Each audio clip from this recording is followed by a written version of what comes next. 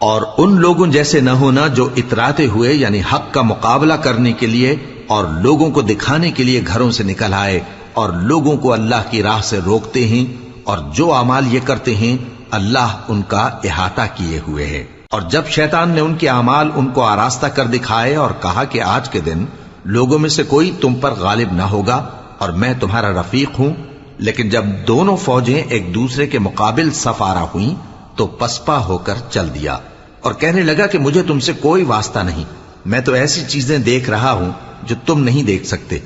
مجھے تو اللہ سے ڈر لگتا ہے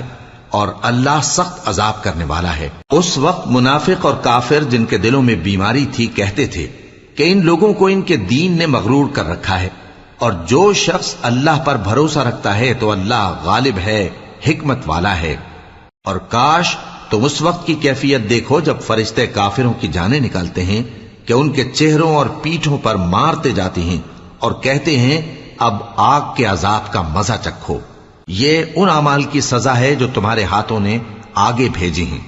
اور یہ جان رکھو کہ اللہ بندوں پر ظلم نہیں کرتا۔ جیسا حال فرعونیوں اور ان سے پہلے لوگوں کا ہوا تھا ویسا ہی ان کا ہوا کہ انہوں نے اللہ کی آیتوں سے کفر کیا تو اللہ نے ان کے گناہوں کی سزا میں ان کو پکڑ لیا۔ بے شک اللہ زبردست ہے، سخت عذاب دینے والا ہے۔